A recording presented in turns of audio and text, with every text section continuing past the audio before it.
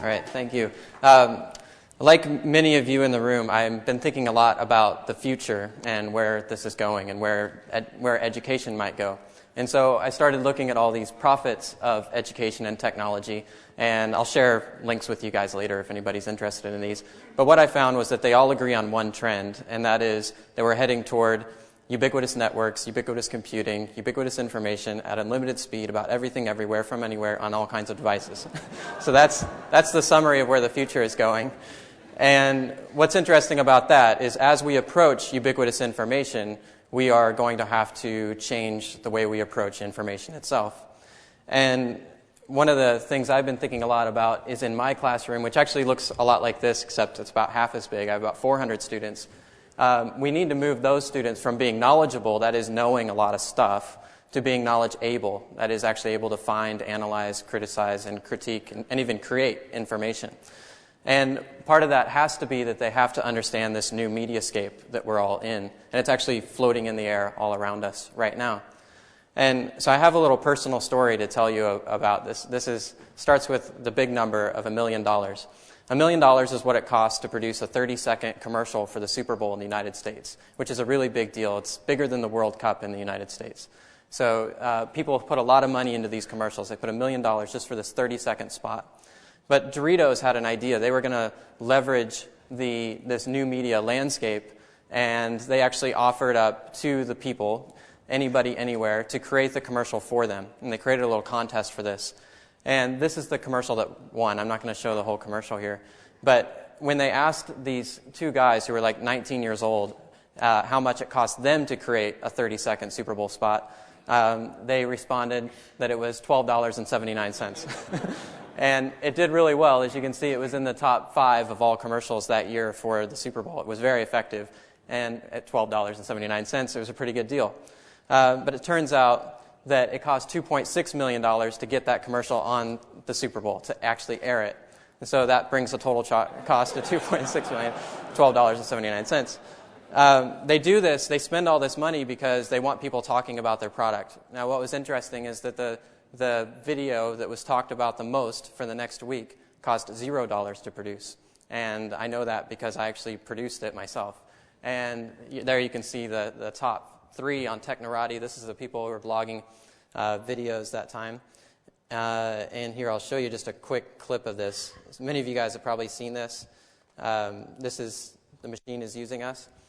And what it is it's just a quick 5-minute history of the web, from going from writing and then thinking about how this is changing and changing with digital text. So here digital text is different, and I'm going to speed it up here just to show you. Basically, I'm just showing you the evolution of blogs and RSS feeds and tagging and YouTube and Flickr and all these things, and I'm suggesting that this really makes a big difference in the way that we communicate and ultimately not just in information, but in how it links people. And that was the important part to me as an anthropologist.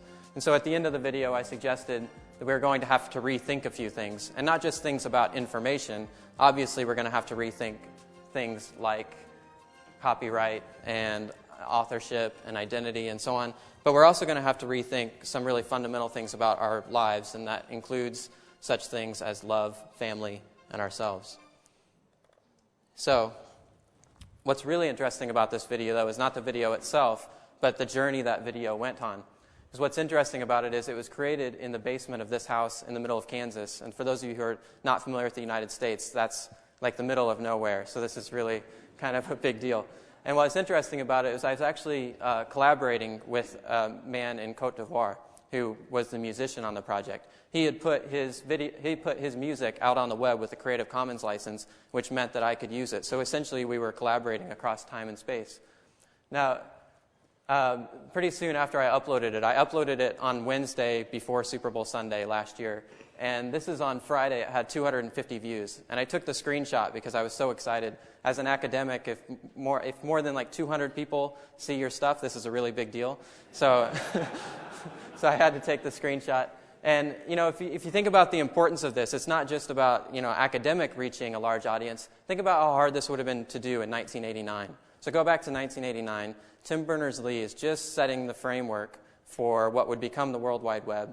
And there's an interesting story about this. Kevin Kelly was invited into ABC, which is one of the U.S.'s largest television networks. And ABC thought, they had heard about this internet thing. They thought, well, maybe we should bring in a consultant. So they bring in Kevin Kelly, who's kind of a guru of the web. And they ask him, what should we do about this? And he gave them his best pitch about how the internet was going to change the world and so on, when they weren't buying it. And in fact, Stephen Weisswasser from ABC said, you are not going to turn passive consumers into active trollers on the internet. And now if you check the scorecard, now think about this. ABC started broadcasting in 1948, and so that's 60 years. And they were the third major network to start broadcasting. So if you take those three major networks in the United States over those 60 years, and you suggest that they might have been producing new and original content for 365 days a year for 24 hours a day. They haven't been, but just for the benefit of the doubt, give them that. That would be over 1.5 million hours of content, which is a lot, but YouTube produced more in the past 6 months. And they did it without producers. They did it with people just like you and me, just uploading our content. And so today, YouTube is growing at almost 10,000 hours a day. It's the equivalent of almost 400 always-on TV channels. But it's actually 200,000 3-minute videos, which is different because it's not mass media. Actually, most of the videos uploaded are meant for less than 100 people to view. And that's a really different mediascape than what we're used to. And 88% of it is actually new and original, which is better than the networks are doing. So this is what we often call user-generated content.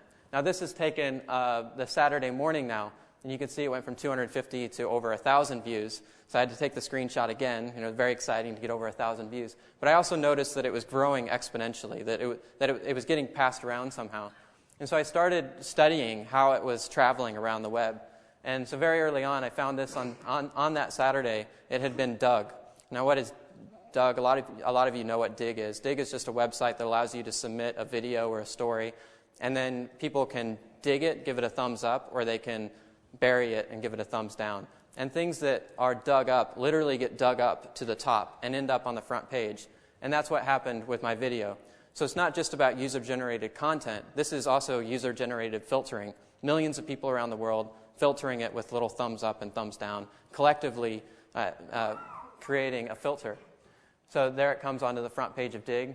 Then more people start to see it. They also then are tagging it. They're bookmarking it, but now they're sharing their bookmarks. It's only in the last 4 years that we've really started sharing bookmarks through sites like Delicious. So when somebody sees the video here, they can push a button, they tag it, they put the tag Web 2.0 on it. It ends up on the Web 2.0 list on Delicious.